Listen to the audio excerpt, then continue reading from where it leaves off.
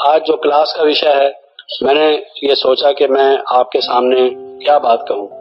मेरे से पहले बहुत सी बहनें, दादी जी भी स्वयं 1.5-2 घंटा सब आपको बहुत सी बातें बता गई हैं, तो मुझे लगा कि ज्ञान तो सारा ही आपको बता दिया गया है। जो बताने योग्य बातें हैं, बहुत सी बातों की ओर आपका ध्यान खिंचवा दिया गया है। तो मैंने ये सोचा कि बहुत दफा ऐसा होता है कि जो सिंपल बातें होती हैं, सरल, जरूरी होती हैं वो कई दफा, लेकिन होती बहुत सरल है, देखने में बहुत ऑर्डिनरी होती है, लेकिन उनकी तरफ मनुष्य का ध्यान कई दफा खिसक जाता है। तो मुझे ऐसा लगा कि मैं वही बातें आपको कह डालूं। वो बातें जो आप सुनेंगे आपको लगेंगी ऑर्डिनरी, सिंपल, लेकिन आप देखेंगे कि जीवन के लिए बहुत महत्वपूर्ण बातें हैं अगर आप उन पर गौर करेंगे। तो मैंने सोचा कि उनके विषय में मैं आपका ध्यान खिंचवाऊं। मेरे जो आज क्लास है उसका टॉपिक क्या है, वो है परिवर्तन की कला। परिवर्तन की कला, क्योंकि 16 कला संपूर्ण की बात हम कहते हैं, लेकिन 16 कला संपूर्ण भी तभी बनेंगे हम जब हमें पहले परिवर्तन की कला आती होगी। अगर परिवर्तन की कला नहीं आती होगी तो 16 कलाएं भी आएंगी नहीं। उनका भी जो आधार है वो ये परिवर्तन की कला है। आप देखेंगे कि बहुत दफा हमें ये कहा जाता है कि हम बाप समान स्थिति को प्राप्त करें। तो अभी की जो हमारी स्थिति है और बाप समान की जो स्थिति है, उसके बीच में जो गैप है, वो गैप कैसे पूरा होगा? जब परिवर्तन आएगा। तो बाप समान स्थिति में तो सब आना चाहते हैं, उस स्थिति को प्राप्त करना चाहते हैं, लेकिन कर नहीं पाते। उसका कारण क्या है कि परिवर्तन की कला पूरी नहीं आती। अगर परिवर्तन की कला आ जाए तो फिर हमारी बाप समान स्थिति बन जाए। इसी तरह से हम ये कहते हैं कि हमारे जीवन का लक्ष्य है मनुष्य से देवता बनना या असुर से देवता बनना। ये कहना और भी युक्ति युक्त है, क्योंकि वर्तमान जो संसार है ये सब आसुरी लक्षणों से युक्त हो चुका है। तो मनुष्य से देवता बनना या असुर से देवता बनना, ये क्या है? ये परिवर्तन की प्रक्रिया है। ये सारा एक प्रोसेस ऑफ चेंज है। अगर ये परिवर्तन ना हो तो मनुष्य देवता कैसे बनेंगे? हमारा लक्ष्य कैसे पूरा होगा? तो जो पुरुषार्थ है, जिसको हम पुरुषार्थ कहते हैं, पुरुषार्थ क्या है? दूसरे शब्दों में पुरुषार्थ परिवर्तन है। परिवर्तन का नाम पुरुषार्थ है। बाबा जिसको कहते हैं कि पुरुषार्थ तेज करो। पुरुषार्थ तेज करने से मतलब क्या है कि परिवर्तन की स्पीड बढ़ाओ। हमें क्लियर होना चाहिए कि पुरुषार्थ से मतलब हमारा क्या है, परिवर्तन की स्पीड को बढ़ाओ। तो परिवर्तन की विशेष बात है। आप देखें, बाबा ये कहते हैं कि हमारी चढ़ती कला या उतरती कला अब होनी चाहिए। अब उतरती कला से चढ़ती कला, बल्कि चढ़ती कला से भी उड़ती कला। अब हम चले गए थे पहले उतरती कला में, उतरती कला से अब हम जाना है हमें उड़ती कला में। लेकिन उड़ती कला में जाएंगे कैसे? जब हमें परिवर्तन की कला आएगी। तो मेन जो हमारा सारा पुरुषार्थ है वो इसी बात का है कि हमारे में परिवर्तन की कला आनी चाहिए। आप कई दफा महसूस करते होंगे कि जिस घरों में आप रहते हैं, घर वालों पर ज्यादा प्रभाव नहीं पड़ता, बाधाएं डालते हैं, विघ्न डालते हैं।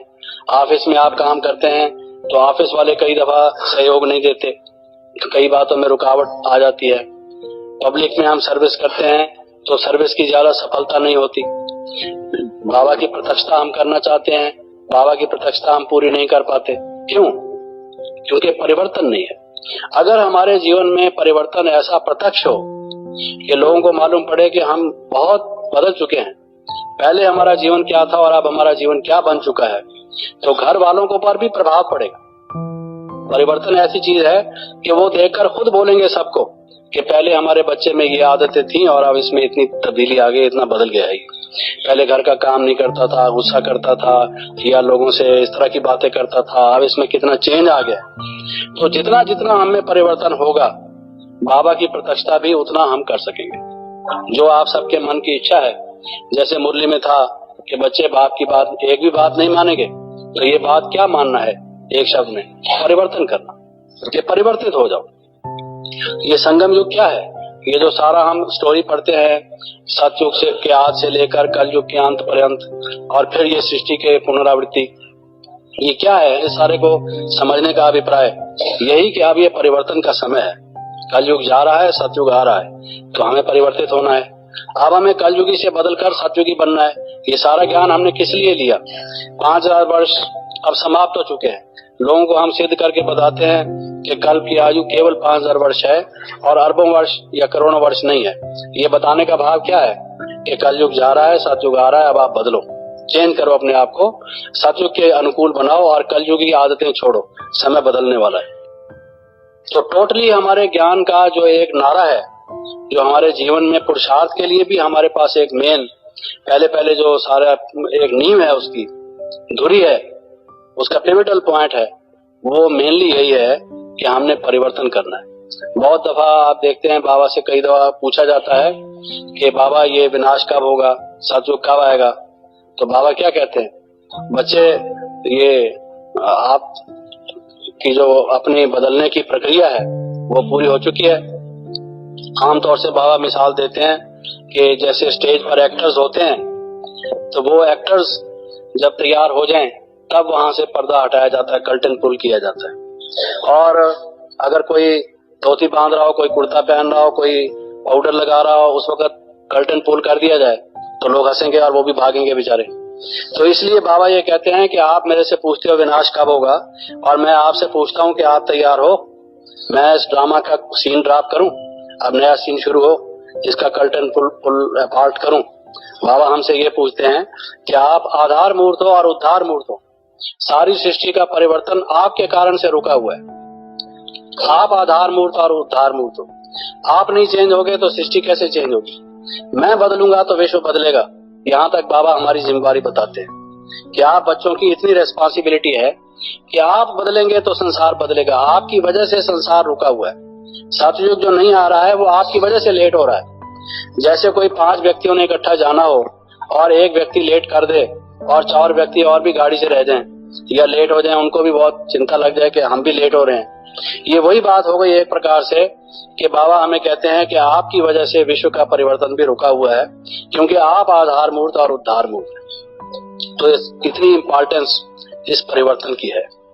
तो जब हम ये समझ लें कि पहला हमारा जो लक्ष्य है, चाहे नर से नारायण बनना, चाहे मनुष्य से देवता बनना, चाहे उड़ती कला को प्राप्त करना, जो कुछ भी कोई भी नाम दे दो, लेकिन उसके जो एक सेंट्रल पॉइंट जो उसका है, जिस पर ये सारा कुछ घूमता है, वो है परिवर्तन की कला। परिवर्तन नहीं हुआ तो इनमें से कुछ भी नहीं बन सकता। कोई भी मनोरथ हमारा, कोई भी लक्ष्य सिद्ध नहीं हो सकता। That is the first thing. अब हम ये देखें कि परिवर्तन कैसे शुरू होता है, हम में परिवर्तन कैसे आए।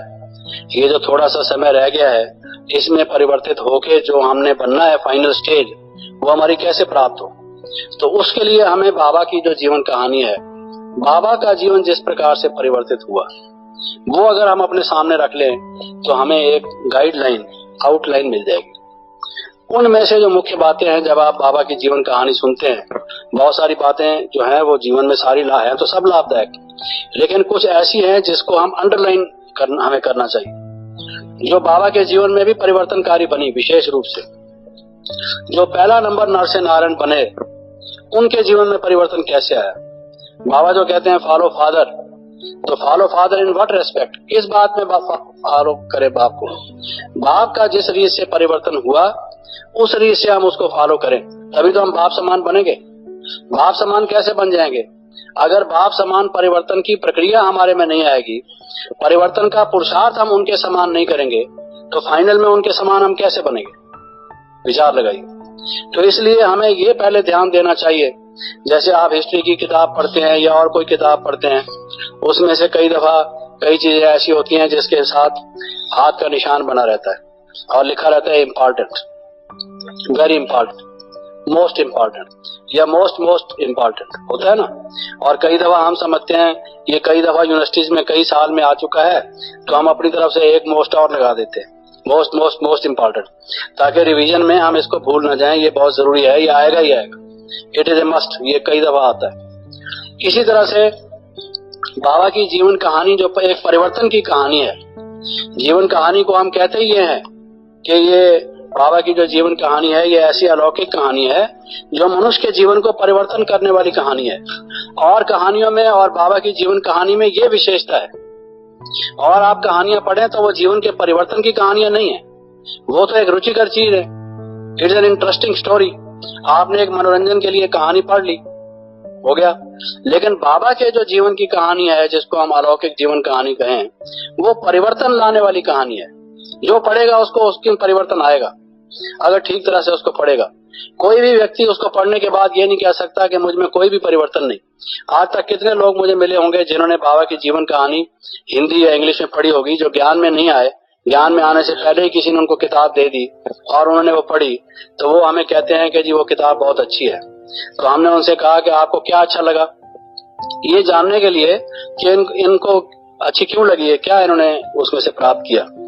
तो उनकी सारी बात सुनने के बाद हम इसी नतीजे पर पहुंचते हैं कि उसको पढ़ने के बाद उनके जीवन में भी थोड़ा बहुत परिवर्तन जरूर आया, वो भी उससे अनटच्ड नहीं रहे, अनचेंज नहीं रहे।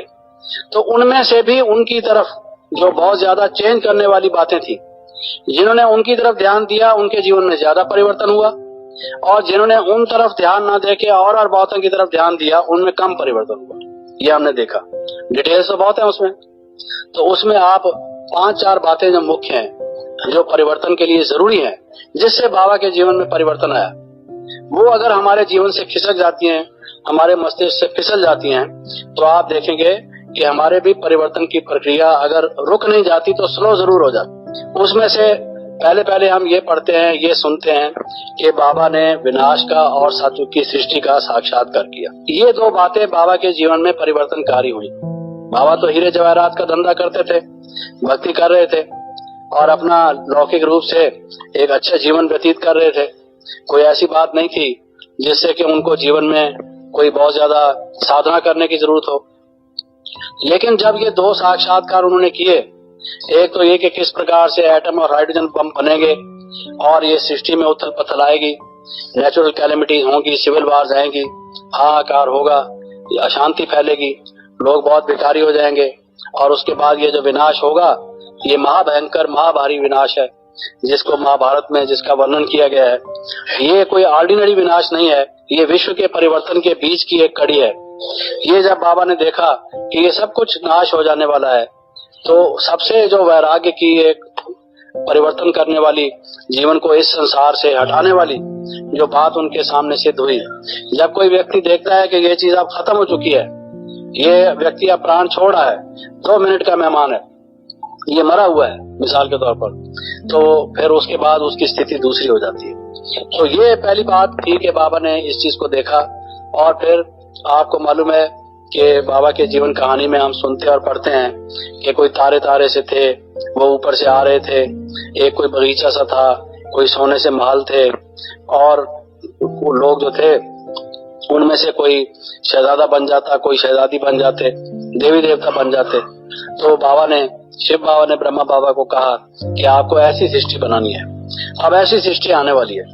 दूसरा उन्होंने ये देखा कि अब नर से नारायण बनने का समय आ गया, अब ये सृष्टि सतयुग की सृष्टि आने वाली है। तो उन्होंने जो अपने जवाहरात का धंधा छोड़ा और ये शिव बाबा के ज्ञान को सुनने में और दूसरों को सुनाने के जो सर्वोत्तम सेवा है उसमें वो लग गए, और वो लौकिक जीवन का चैप्टर समाप्त हुआ और वो जीवन को अलौकिक बनने की जो प्रक्रिया चयन की जो वो शुरू हुई, वो आपको मालूम रहे कि एक तो ये 2 चीजें हैं।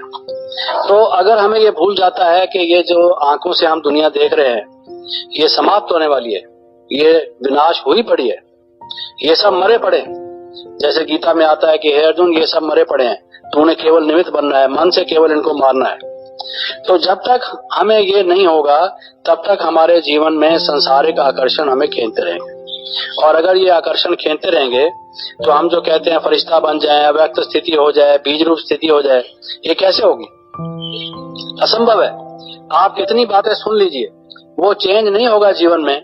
ना बिंदु रूप स्थिति होगी, ना अव्यक्त स्थिति होगी, ना फरिश्ता बनेंगे, ना नर से नारायण बनेंगे, अगर सबसे पहले इस दुनिया से मन उपराम नहीं होगा। और जब उपराम नहीं होगा तो योग भी लगेगा कैसे? योग की भी हाई स्टेज कैसे होगी? जब मन इस संसार से टूट जाएगा, नष्टो मोहा होगा। और वो नष्टो मोहा होने के लिए मेन चीज ये है कि हमें ये बुद्धि में याद रहे कि ये सब मरे पड़े हैं, ये संसार अब विनाश को प्राप्त होने वाला है। और दूसरा कि अब नई सृष्टि आने वाली है, अब सत्य की सृष्टि आने वाली है, और वो देवता ही सृष्टि होगी, वहां सब पवित्र होंगे और कोई भी विकारी नहीं होंगे, उनके संबंध विकारी नहीं होंगे, उनकी दृष्टिवृत्ति विकारी नहीं होगी, वहां पर विकारों का नाम निशान नहीं होगा, वो सर्वगुण संपन्न होंगे। ये पहली बात है जो बाबा के जीवन में परिवर्तन करने वाली बनी। आप सब इस बात को अच्छी तरह से समझो। और भी जो बहन भाई जिन्होंने अपने जीवन में परिवर्तन लाया है वो इसी तरीके से परिवर्तन हुआ है। मैं भी जब इस ईश्वरी विश्वविद्यालय में आया 1952 में, तो उन दिनों मैंने IAS के इम्तिहान का फॉर्म भरा हुआ, MA के इम्तिहान का फॉर्म भरा हुआ और अपने जीवन में हर कोई जैसे सोचता है कि प्रोग्रेस करूंगा, ये सब सोचा हुआ, क्या क्या आपने खाली पुलाव बनाए हुए। लेकिन जैसे ही ये मालूम हुआ कि सृष्टि विनाश होने वाली है और ये बात बुद्धि में बिल्कुल ठीक तरह से बैठ गई कि ये इतनी चरित्रहीन हो चुकी है, इतना भ्रष्ट आचरण हो चुका है मनुष्य का, इतना भ्रष्टाचार इस संसार में फैल चुका है, विकार इतने प्रधान हो चुके हैं कि अब सिवाय विनाश के इसका कोई चारा ही नहीं, कोई इलाज ही नहीं। ये बिल्कुल ठीक बात लग रही है कि अब जमाना बदलना चाहिए, सत्युग आना चाहिए। तो अपना जीवन इस तरफ लगा दिया। वो परिवर्तन की हमारे अपने जीवन में भी, जो हम हर एक कोई अपने जीवन में आप एनालिसिस कीजिए तो आप देखेंगे जिसके जीवन में जो परिवर्तन आया है उसका जो प्रोपोर्शन है, उसका जो अनुपात है, वो ये बातें कहाँ तक बुद्धि में है। यहाँ तक हमने देखा है कि अगर किसी के लाइफ में ये आता है कि विनाश होगा कि नहीं होगा, या पता नहीं कितना टाइम पड़ा है विनाश में, या सत्युग कितने टाइम के बाद आएगा, जो इन बातों में ढीला होता है आप देखेंगे कि उसका परिवर्तन का पुरुषार्थ भी ढीला हो जाता है। तो पहली बात जो बाबा के जीवन में परिवर्तनकारी हुई और हमें भी बाप समान बनाने में जो परम सहयोगी सिद्ध हो सकती है, वो ये दो बातें। और आपको मालूम है बाबा ने जब कहा लिफ को अल्लाह मिला, बे को मिली बादशाही, आई तार अलिफ की हुआ रेल का राही, जो बाबा ने जल्दी जल्दी समेट दिया अपना सारा हीरे जवाहरात का, कितना काफी टाइम से सेट किया हुआ धंधा, जो बड़ी एक पेइंग लाइन थी, एक बहुत ही जिसमें लाभ ही लाभ था, उसको जो सारा छोड़ के बाबा ने ये किया और इतना सहन किया।